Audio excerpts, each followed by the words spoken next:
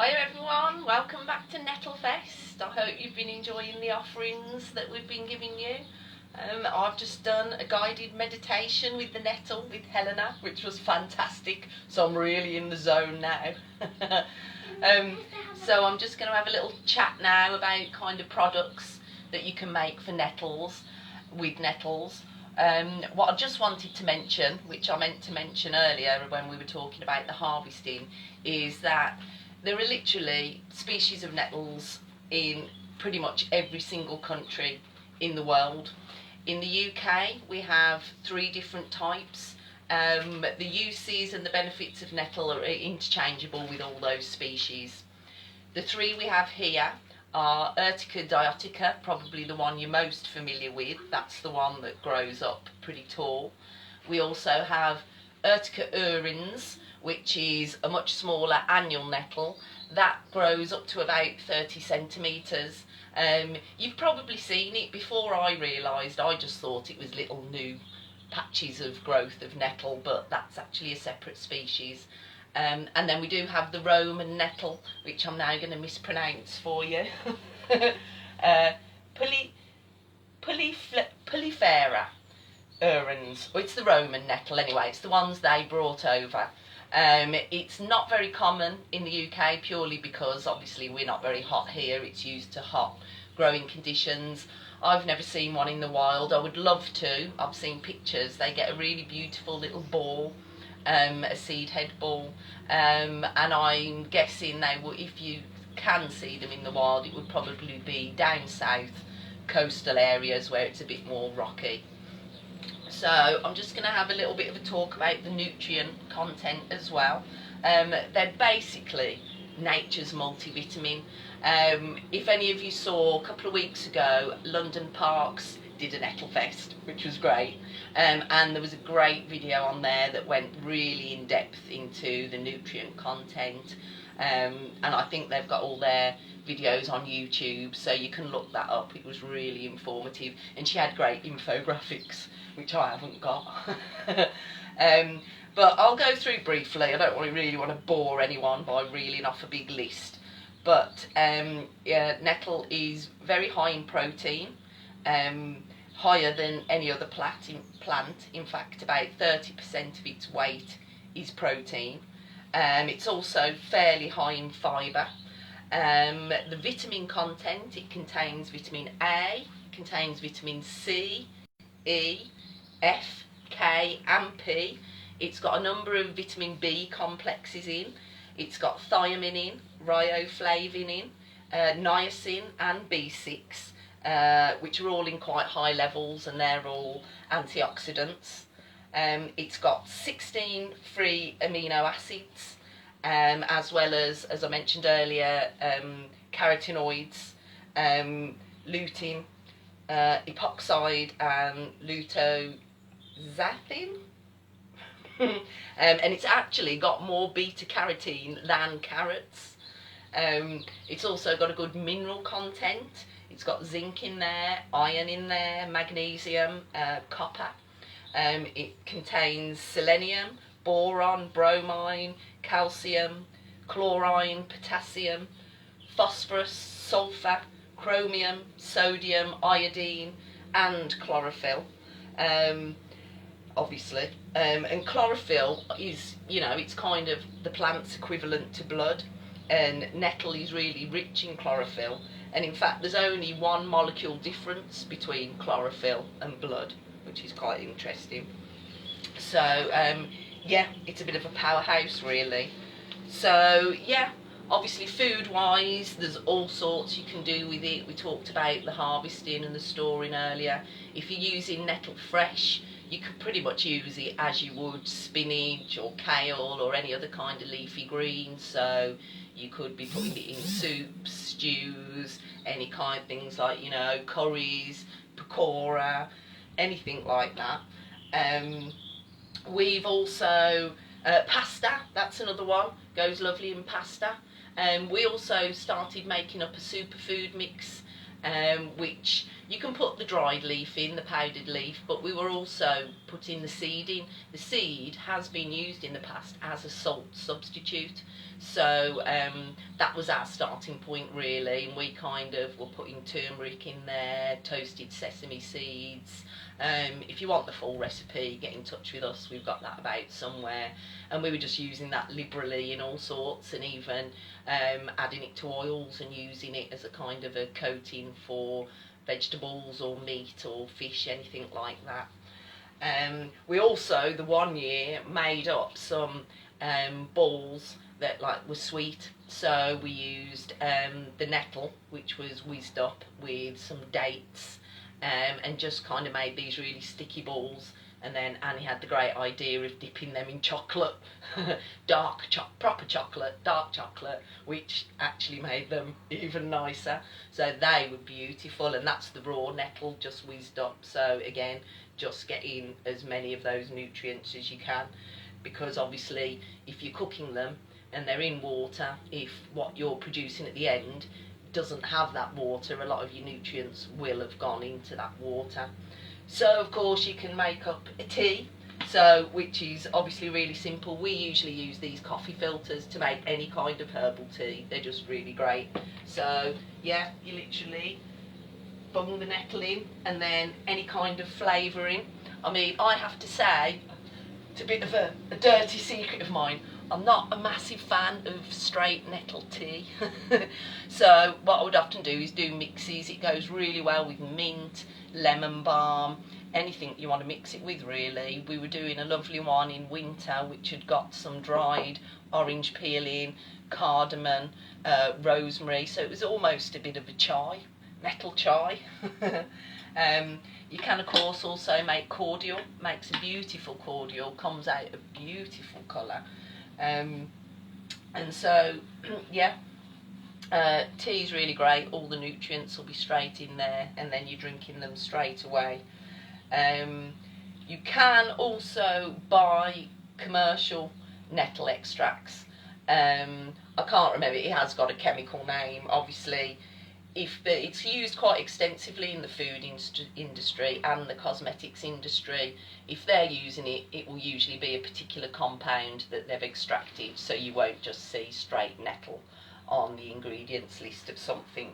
One of the things that's used is, well, if people of a certain age, probably, if you remember the film Evolution, nettle saved us from aliens because they used Head and Shoulders to defeat the aliens, because it contains selenium, and the selenium it contains comes from nettle.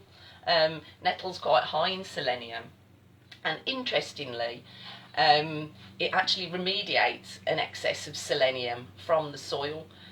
Bit of a tangent, but it's quite interesting that obviously some plants like hemp are amazing for soil remediation, but all plants will perform some specific soil remediation. So you can see how all these plants are part of this web. Nettle itself will produce, man with a mower again, there's a lot of grass around here. It will take excesses of selenium out of the soil and actually process it, so it's not being held in the plant. It will process it and it will disperse from the leaves, and nettle will also take excesses of heavy metals out of the soil as well.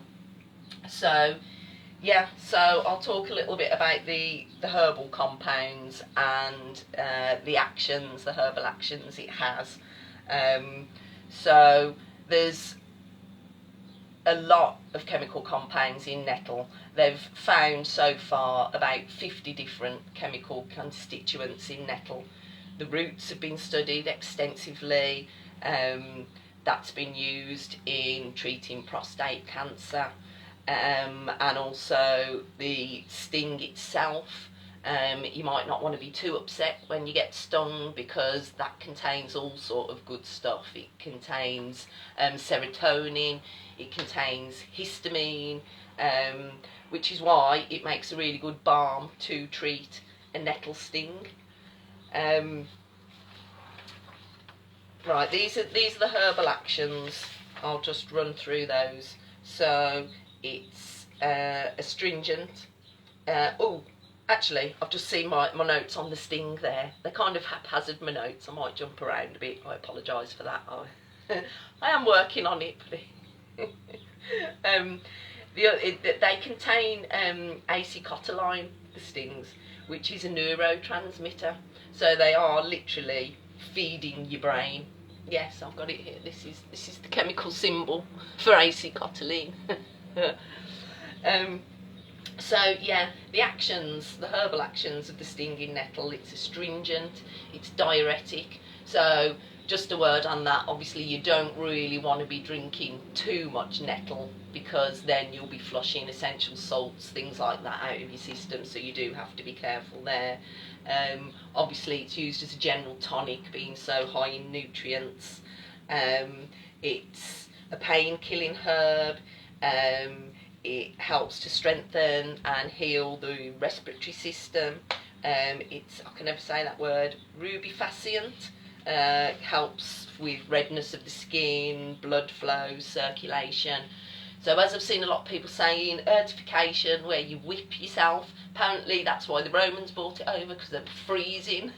And it will help to stimulate the blood in terms of rheumatic pain, that kind of thing. But you could just take the tincture, rather than, you know, whip, unless you really want to. Apparently, in medieval times, women used to whip naughty husbands with nettle. But we're probably not allowed to do that nowadays. So it's a styptic herb, it stops bleeding when applied topically. It's an ulcerative, as I said, it's anti-rheumatic. It's an expectorant, it's antispasmodic. It is also obviously antihistamine, so that's one of the really good things we use the tincture for any kind of allergic reactions, particularly hay fever, that kind of thing. Had really good feedback on people with hay fever. I've also got a feeling, strangely enough, I had a childhood allergy. I used to get urticaria, bizarrely, which is known as nettle rash. And potentially Nettle Bar would have actually helped with that, but it's a bit late now because I don't get it anymore. But yeah, quite bizarre. So as I mentioned earlier, for garden uses, also for ourselves and for any kind of cleaning products, it is antifungal and antibacterial. It is also a mildly deodorant. And as I said, it's an adaptogen, particularly the seed, which Sharon's going to be doing a talk on the seed tomorrow, so that will be interesting. But the seeds themselves are really powerful for that. So yeah, say if you wanted to make cleaning products, we've done that before, where we've made up soap for face, body, and for cleaning. We were taught those skills by some friends of ours. Sue runs a group called Pasha. You can find them, I do believe, on Facebook. I think they're on Facebook as Green Hearts as well. I can pass people Sue's links if they want to get in touch with me. She taught us to make soap. So we make nettle soap where we've infused into oil. I'll show you that in a minute. And then we also made a multi-surface cleaner where we literally make a decoction, which is basically nettle tea. And then we add some grated soap to that and some green tea, and it makes a great, well, you could also add kind of a bit of lemon or tea tree if you wanted that kind of, you know, to have the scent as well. And also, obviously, they have their own benefits. So we use that for our multi-surface cleaning. And the decoction itself can also be used, we've been using that, so the tea, topically. So anywhere you don't want to use cream, maybe that would be a little bit too wet. We've had really good success this week because the cat got a bite on his ear, and sometimes he has a bit of an allergic reaction, so it came up quite badly, and also it was right by where he scents, so he was still scenting everywhere with this big wound on his ear, and it was literally perhaps 3 to 4 days bathing twice a day with that, and it's literally healed now. He's just got a tiny little scar, his hair's growing back, so it really is powerful. Okay, so yeah, if I move on to the extraction, so as I say, I've kind of talked about the water decoction. You could also use that in kind of the bath in conjunction with some bath salts or any other, you know, excuse me, essential oils you wanted to use. And the other ways we get the nutrients out of the nettle is by making tincture. So same method for pretty much all plants, like vodka, really strong proofed alcohol. You can buy specific alcohols as well from herbal suppliers to make tinctures. So literally pack the jar, clean, dry jar, pack it full of nettle, and then add the alcohol to it. You want to make sure that all the herbal material is under the liquid. You can use something to press it down if and leave it in there if it's not staying down, and then just give it a little shake now and again, and then about 6 weeks, and then strain it off, and then you've got your tincture. And then we would use that sort of 5 to 15 drops per day, depending on what you're using it for, really. The main contradiction with allopathic medicine is if you're using any type of blood thinning medicine, you need to avoid it. So kind of aspirin, wayfaring, anything like that, then you really do need to avoid using it. The second way we would extract is to make things like balms and cream, so we need it in an oil. So all we would do is make a bain-marie, so that's your saucepan with your water in, boiling and then simmering away, because you just want to do it very gently. So you would fill the bowl with your chosen oil. We tend to use olive oil most of all. These skills we learnt from doing a herbal apprenticeship with a lady called Sarah Head. She runs Springfield Sanctuary. Really knowledgeable lady. We learned so much from her. And she's got a blog called Tales of a Kitchen Herb Wife with loads of great information on. You can look her up. So we would usually use olive oil. I've switched to using avocado oil in mine because avocado is a really rich moisturising nutrient, and it's nutrient rich as well, so I tend to use avocado oil now. So all you would do is we tend to double infuse, so we would use 8 fluid ounces of oil to 4 ounces of plant material. Then we would do half for 2 hours, and then put some more plant material, take that out, more plant material in for another 2 hours, and then strain that off. And then you can use, I mean, you could even use that for cooking, really. One of the basic things that we make is Nettle Bar, and we use this topical. I mean, you have to be careful because you can't really make claims about, medicinal things.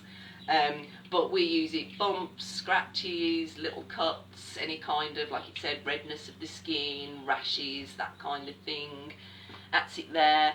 And it literally is, so you would use the bain-marie again and then add beeswax. Your very basic form is just beeswax and perhaps a little bit of lavender oil. I also add a little bit of shea butter. Obviously we're in a cooler country, so if you're in a hotter place, more beeswax would be better because, it wouldn't melt as easily. Shea butter just gives it a little bit of a softer, so it's easier to use.